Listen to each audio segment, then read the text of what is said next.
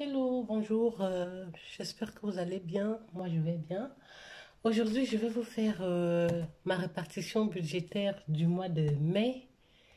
C'est un mois où je suis trop contente. Nous sommes en début de, presque, oui, en début de mois, c'est la première semaine du mois de mai et je suis vraiment super contente. Voilà, soulagée parce que ce mois-ci, comme je vous ai annoncé dans ma vidéo bilan d'avril, je finis avec mon découvert. Donc voilà, le rendez-vous est pris avec mon banquier pour mercredi prochain.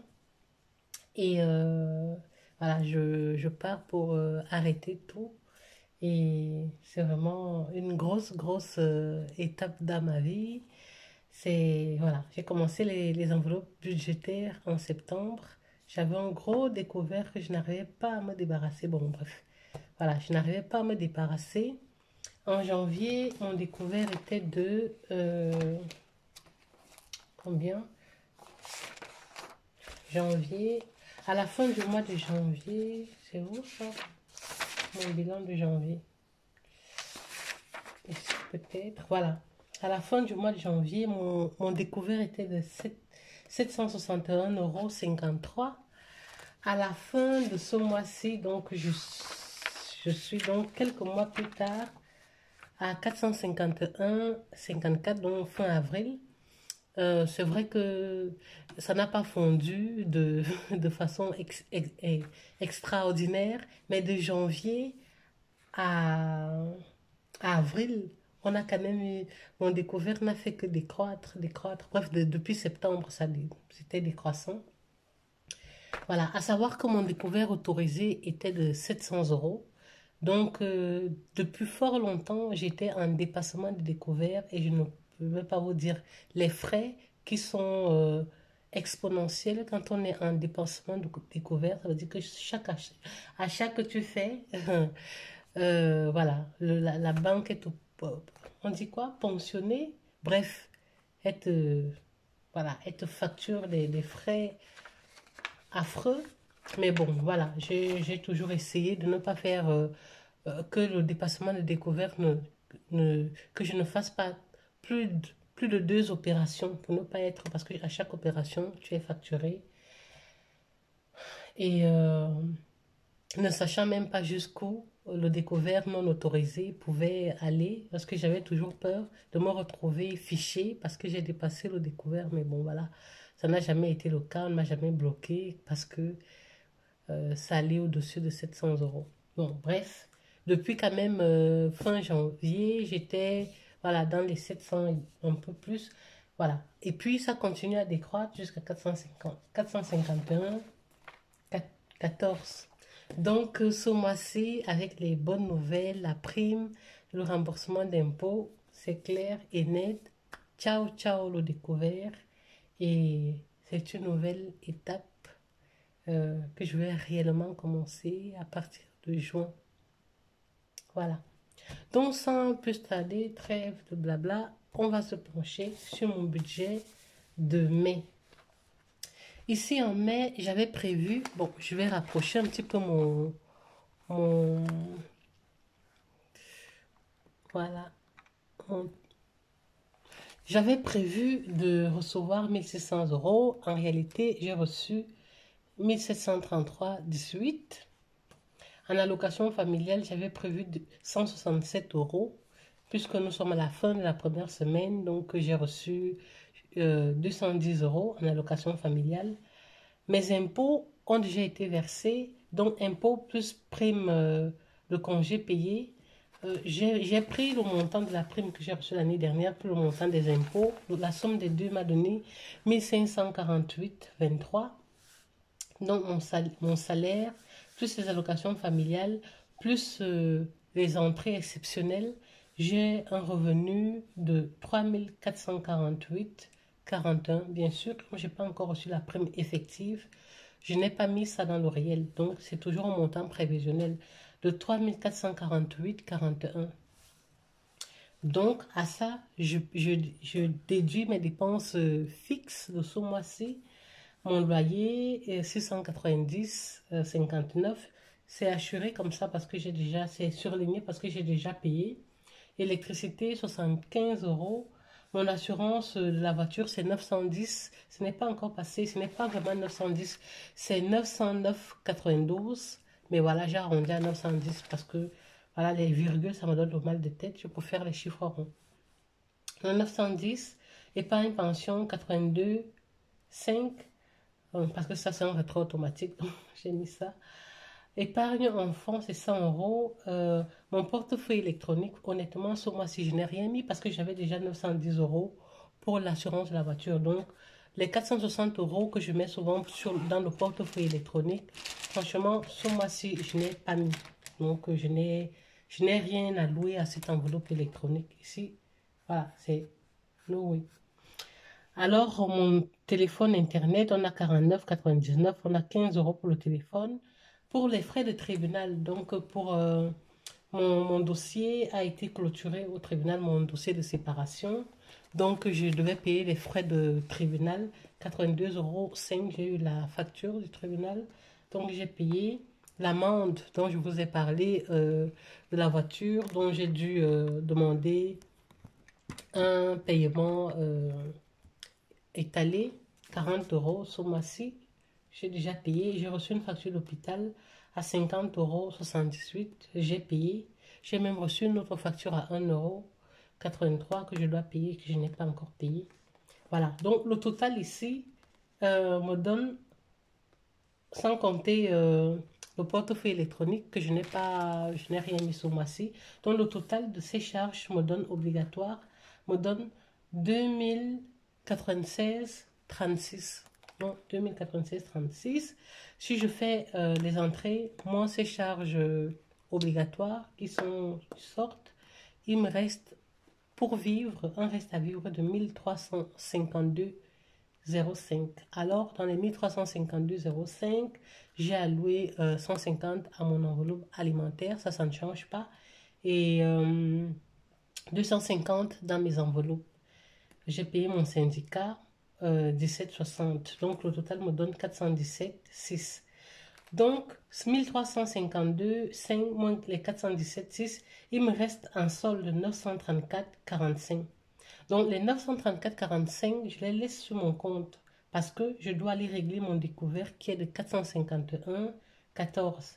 Je ne sais pas combien on va me couper pour les frais de clôture, le solde et tout ça. Donc, puisque je ne sais pas, je préfère laisser cet argent dans le compte et le reste ira une partie en épargne. Bref, de ça, je vous parlerai à la fin du mois, comment est-ce que j'ai géré le reste après clôture de mon découvert.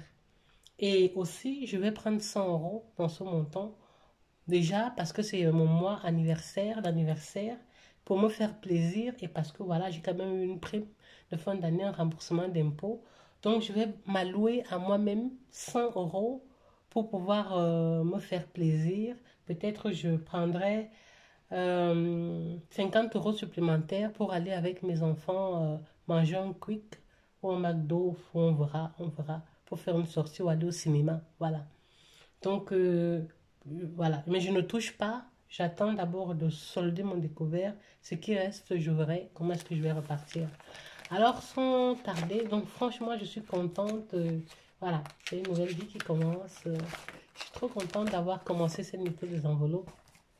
Et ce défi 2022, je pense que nous ne sommes même pas encore à mi-année. Voilà, j'ai déjà réalisé des exploits incroyables et j'espère que d'ici la fin de l'année, vraiment, je pourrai m'inscrire voilà, peut-être je pourrais commencer une enveloppe projet. Voilà, sans tarder, je vais repartir les 400 euros parce que j'étais à la banque, j'ai pris les 400 euros à la banque pour mes enveloppes physiques et c'est ce qu'on va faire. Donc, je vais prendre ça ici, hop. J'ai pu avoir les billets de 5 euros parce que c'était à ma banque même. Je reprends le cahier qui va me permettre la répartition mois de mai. Donc, j'ai décidé, je vais suivre l'ordre des enveloppes, de mettre pour nourriture 150 euros. Donc, les 150 euros, sachant que la première semaine est écoulée. C'était une semaine sans enfants. Bon, cette semaine qui passe, nous sommes vendredi, c'était une semaine sans enfants. Donc, j'avais 15 euros. Dans ces 15 euros, il me reste, j'ai dépensé 3 euros pour acheter du pain. Donc, il me reste 12 euros. Les 2 euros sont... Hop, bon, bref, je vais mettre ça de côté. Il me reste un billet de 5 euros et le reste, c'était des pièces. C'est dans mon porte-monnaie. Je vais mettre les 5 euros de côté et je vais faire la répartition du reste. Voilà. Donc, la semaine prochaine, c'est la semaine avec enfants. Je dois mettre 60 euros. Ici, je vais d'abord enlever les 150, les 100. Ok. 150, j'enlève 15, il reste 135. Je vais d'abord mettre les 135 de l'enveloppe alimentaire de côté. 2, 4, 6, 8, 10, 100. 1, 2, 3, hop. Voilà, 135 euros. Ça, c'est l'argent pour l'alimentation. Du coup, la semaine avec enfants, 2, 4, 6. Voilà, voici l'argent. Et je vais mettre le reste ici. Le reste des autres semaines, je mets là, hop, sur le côté. Donc, semaine avec enfants, 60 euros. La semaine prochaine, je vais mettre ici. Ok. Maintenant, d'hiver, j'ai prévu de mettre 40 euros dans d'hiver. 40 euros, je vais prendre 2, 4. Je vais mettre mes trackers à jour après. Donc, je retrouve enfin mes chouettes enveloppes ce mois-ci. C'est chouette aussi. 40 euros dans d'hiver, 20 euros dans santé. Je vais mettre hop, 20 euros dans santé. Je vais mettre, j'ai prévu de mettre combien dans loisirs. Je vais faire comme je fais d'habitude. Chaque fois que je remplis une enveloppe, je vais d'hiver. J'ai déjà mis, ce n'était pas 400 euros, c'était 40 euros de prévu. 40, j'ai mis dans divers, j'ai mis dans santé. Je suis dans loisirs. Dans loisirs, j'ai prévu combien? 10 euros. Donc, je vais mettre 10 euros dans loisirs. 10 euros.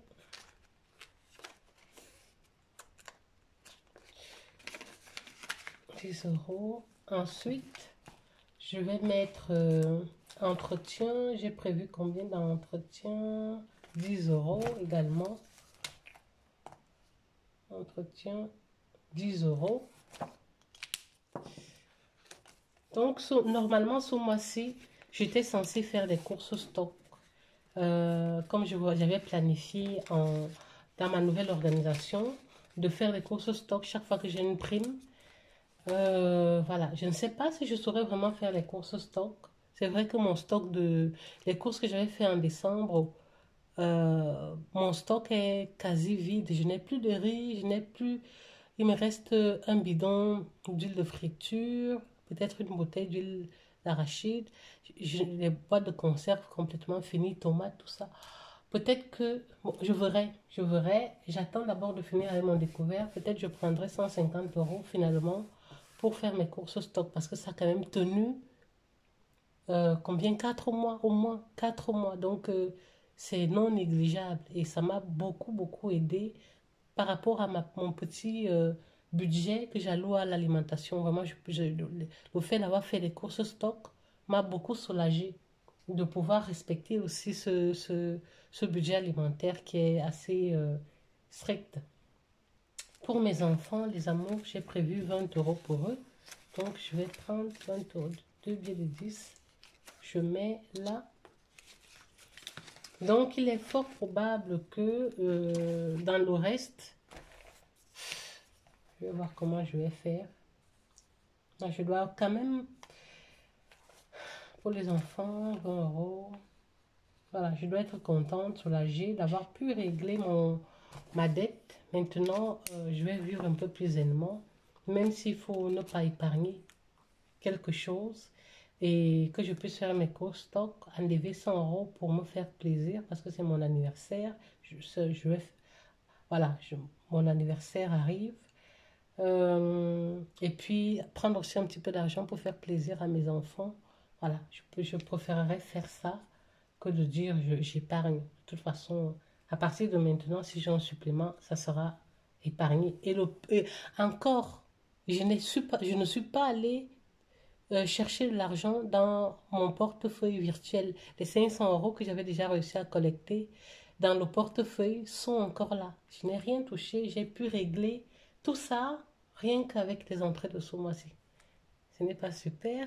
En tout cas, je suis trop contente. Essence, 30 euros. Je vais faire ça. 30 euros dans l'essence. Non, je suis pas contente. Je suis soulagée. Et franchement, j'ai dû me faire... j'ai vraiment dû adopter un régime strict dans ma vie pour pouvoir arriver jusque-là. Mes achats compulsifs dont j'étais habituée, franchement, franchement, c'était radical. J'ai arrêté de me faire d'acheter, de me faire plaisir. C'est incroyable comment je suis passée du but au blanc, de but en blanc, on va dire ça, de acheteuse compulsive à zéro achat. Parce que, franchement, je ne me suis pas laissé une marche pour pouvoir faire un achat. Et j'étais tellement, voilà, en tout cas, on va reparler de ce sujet. Comment j'ai vraiment réussi à régler cette histoire d'achat comme ça, la radique, comme quelqu'un qui fume depuis des années et qui décide un matin d'arrêter de fumer. Et d'arrêter, il a réussi à arrêter. C'est ce que j'ai fait. Bon, bref, je touche du bois parce que je ne suis pas encore totalement sortie. Je n'ai pas réussi, je n'ai pas fait d'achat, je n'ai pas succombé, mais je pense qu'il faut une bonne distance, une bonne, je ne vais pas dire, mettre assez de pont entre ses habitudes et moi pour pouvoir me dire je suis guérie. Je ne suis pas encore sortie de l'auberge, donc, mais voilà, mais jusqu'ici, je peux être fière. Perso, je vais mettre 20. Et honnêtement, je n'ai besoin de rien. Coiffure, je n'ai besoin de rien. Tout ce que j'achetais, je stockais. Et honnêtement, est-ce que j'en avais besoin? Non. Donc, perso, j'avais décidé de mettre 20 euros. Est-ce que j'avais décidé de mettre quelque chose dans la coiffure? Je crois 20 euros aussi. J'ai mis 20 euros dans la coiffure juste pour mettre. Hein, parce qu'honnêtement, je n'ai pas besoin d'être coiffée parce que ma petite soeur m'a fait de très jolies tresses quand j'étais en Allemagne. Donc, elles vont tenir au moins un mois. La télé. Restaurant, j'ai décidé de mettre 10 euros. Donc, 10 euros au restaurant. Ensuite, déco, urgence. Donc, fruits et légumes, rien. Et c'est... Voilà. Maintenant, on va mettre l'argent dans les enveloppes, dans d'autres enveloppes. Épargne. Donc, ça, urgence. Déco, urgence, 20 euros. Je suis un peu perturbée parce que la télé s'est remise à fonctionner. Pourtant, j'aurais mis stop. Donc, fonds d'urgence, dans mon fonds d'urgence, il commence à monter aussi de plus en plus. Donc, je mets 20 euros dans ma déco maison.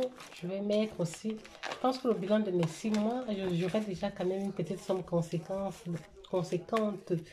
dans mes petites enveloppes physiques que je collectionne ici. Donc, 20 euros dans urgence. Ensuite, restaurant, j'avais déjà mis 10 euros. Alimentation, j'avais pris. Maintenant, il reste 3 enveloppes. L'enveloppe don, elle est derrière. J'ai décidé de mettre 10 euros dans l'enveloppe don. 10 euros. Ensuite, de mettre... oui, je pense que ça c'est de ma semaine parce qu'il me restait 12 euros. Ah, 2 euros, c'est ça. Donc, ensuite, de mettre 10 euros dans l'enveloppe viande et 10 euros dans l'enveloppe poisson. Voilà. Donc, je reviens ici. Je n'ai pas d'enveloppe viande ni poisson, mais j'ai 2 enveloppes vides derrière ici. Donc, je vais mettre ça derrière. Donc, 10 euros, c'est au moins 10 euros dans viande et 10 euros dans poisson. Moi, je suis une mangeuse de poisson et le poisson coûte quand même un peu cher, souvent. Donc, si j'alloue de l'argent dans l'enveloppe viande et poisson, c'est sûr que les deux sommes vont aller dans le poisson pour compléter mes achats de poisson.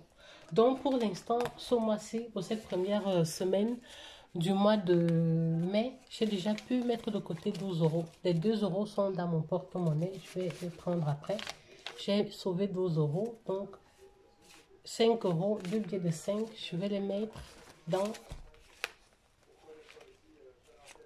une enveloppe ici. Voilà, je vais mettre ça ici. Et je calculerai à la fin du mois. Voilà, voilà. Donc, ça, c'est ma répartition budgétaire du mois de mai. Et j'espère que vous, c'est comme vous voulez. En début de mois, on ne peut pas trop faire le bilan, on ne peut pas poser les questions. Et voilà, je suis contente. Et tous ceux qui me rejoignent pour la fin d'une dette ou d'un découvert, franchement, courage, courage à nous. Et voilà, restons motivés, continuons. Ce n'est que ce n'est que positif, je pense, cette prise en charge, ce déclic par rapport à notre vie financière. Sur ce, je vous souhaite un bon week-end. Nous sommes vendredi. Et un beau début de semaine prochaine. Au revoir.